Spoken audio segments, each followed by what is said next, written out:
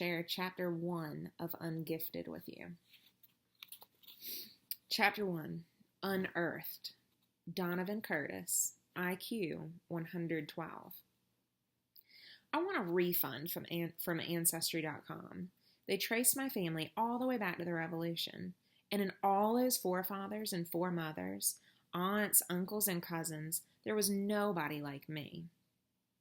No big mouth hung for treason, no class clown who they stuck in the stocks and threw rotten vegetables at. The closest match was this guy in the Civil War who jumped off a battlement, whatever that is. And he only did it because the Union Army was firing on Fort Sumter. That's what they put on his tombstone anyway. It sounds like a pretty good excuse to me. I did things like that. If there were any battlements in my neighborhood, I'd probably jump off them all. And not because of any army. I'd do it just to see what would happen. Reckless, my mother called me. Poor impulse control. That's the school psychologist. You're going to break your idiot neck one day, or someone's going to break it for you. My dad. He was probably right. They were all right. But when the thing is right there in front of me and I can kick it, grab it, shout it out, jump into it, paint it, launch it, or light it on fire, it's like I'm a puppet on a string, powerless to resist. I don't think. I do. It can be little things, like throwing darts at a pool float to test my sister's swimming skills, or spitting back at the llamas at the zoo. It can be more creative, a helium balloon, a fish hook, and Uncle Mark's toupee. It can even be the smart alecky comments that got me voted to most likely wind up in jail in my middle school the last 2 years running. Our fans are great, our team is nifty, we're going to get blown out by 50. See, that was probably not the wisest thing to say on the day of the big game against our basketball arch rivals, Salem Junior High. But I didn't just say it. I broadcast it over the PA system to the entire school. I don't know why I did it. The cheer was already fully formed in my mind. The poster advertising the big game had planted it there. It was definitely going to come out. Why share it with only the two Daniels who were with me in the office awaiting sentence for our spitball war, when there was a perfectly good microphone a few feet away, unattended and live? Okay, it wasn't live. I had to flip the switch. I even had pom-poms. Well, a crumpled piece of paper for sound effects. The howl of protest that went up all around the building surprised even me. It was like I'd gone from house to house, poisoning everybody's dog. It was probably for my own good that I wound up in detention. If I'd been free in the halls at 3:30, I would have been lynched. The sense of humor at Hardcastle Middle School didn't extend to their precious basketball team. "Why'd you say we were going to lose, man?" asked Whelan Kaiser, starting center, peering down at the top of my head from his 6'4" vantage. Why? There was no logical explanation for what I did. It had to come from my DNA. That's why I needed Ancestry.com. I was the only kid in detention that afternoon. All crimes had been forgiven in order to pad the audience for the big game against Salem, which had to have already started. All crimes except mine, dissing the school basketball team. Even the Daniels, 2/3 of the spitball war, had been cut loose while I was doing time.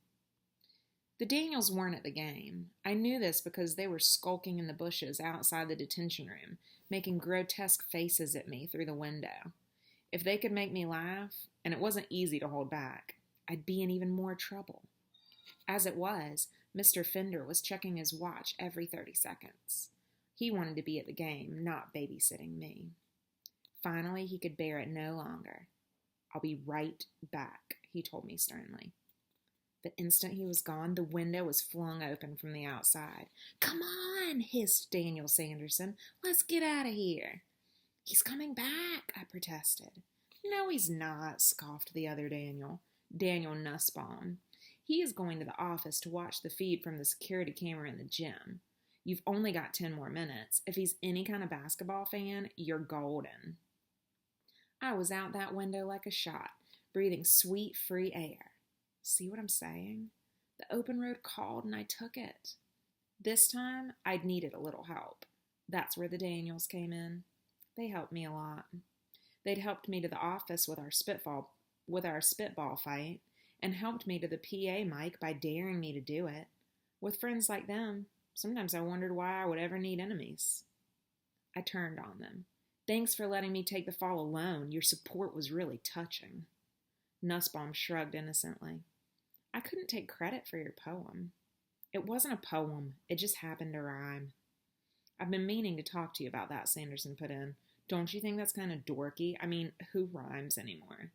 Nobody, I conceded. Except the entire hip-hop community. I bounced a pine cone off his head, which only made him grin wilder. We were at the top of the hill, looking down on the gym we shared with Hardcastle High. The parking lot was jam-packed. A roaring cheer spilled out of the building. Man, you couldn't fit a Hot Wheels car in there, Nussbaum exclaimed, taking in the crowded lot. Salem versus Hardcastle is the place to be.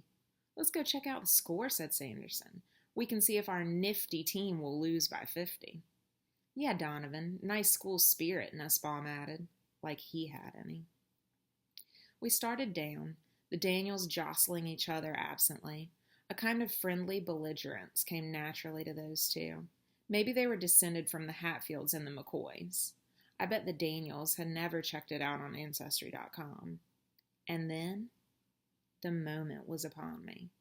I must have passed the statue of Atlas 1,000 times going back and forth on the campus of the Hardcastle Public Schools, yet somehow it was like I'd never seen it before. It was not the Titan's broad, powerful shoulders supporting the bronze globe of the world and heavens that seemed so different. But since when did Atlas have such a big butt? Seriously, I know he was a Titan, but I didn't know that the most titanic thing about him was his caboose. He looked like a reject from The Biggest Loser. Suddenly, I was striding toward the statue, and in an almost trance-like state. I picked up a fallen tree branch and made my approach. Nussbaum noticed my zombie-like concentration. Dude, what are you doing?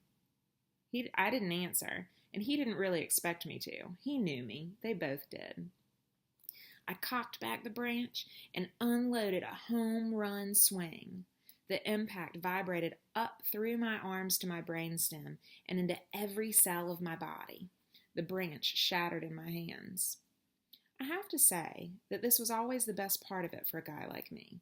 The split second the tomato hits the car, the very brief flight as I drop from the edge of the roof to the pool, the instant that the balloon lifts the toupee and the sun's rays glint off that shiny bald head. Or in this case, the gong sound from the statue's bronze behind, the payoff. It was usually downhill from there, sometimes literally. Atlas shivered as the vibration traveled through his metal body. The celestial sphere shivered too, rocking dizzily on his muscular shoulders. At that point, I noticed for the first time that the sculpture wasn't a single piece of metal, but two bolted together at the nape of the Titan's neck. Corrosion is a terrible thing.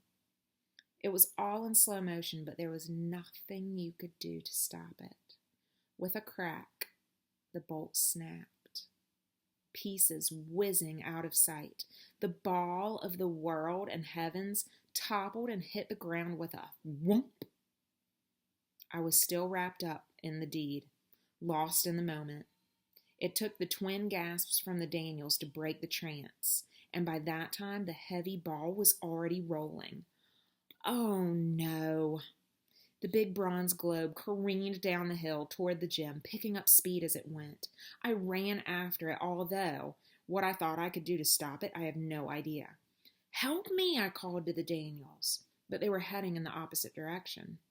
They liked to watch me do stuff.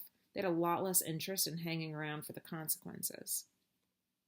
Heart sinking, I projected the course of the runway globe. The prognosis was not good.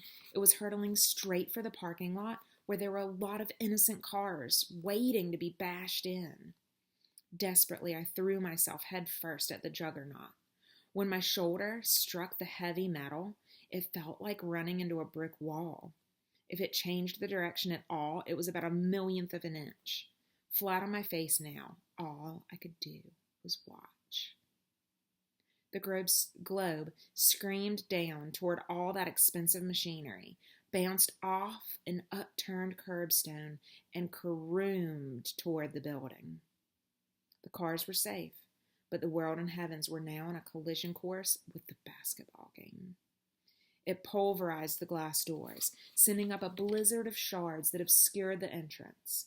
I heard a very sharp whistle blast, like a referee was calling a foul on Atlas, or possibly me. There was another relative on Ancestry.com. He wasn't very much like me. I doubt I would have remembered him at all except for his name, James Donovan. I'd wondered if I was named after him, although my mother claimed that she'd never heard before of that guy. He immigrated from Ireland in 1912, which would have been fine, except that the ship he picked was, think Atlas here, the Titanic. As decision makers, he and I were pretty much on the same level. But get this, he didn't die. He was plucked from freezing water alive. James Donovan was a survivor.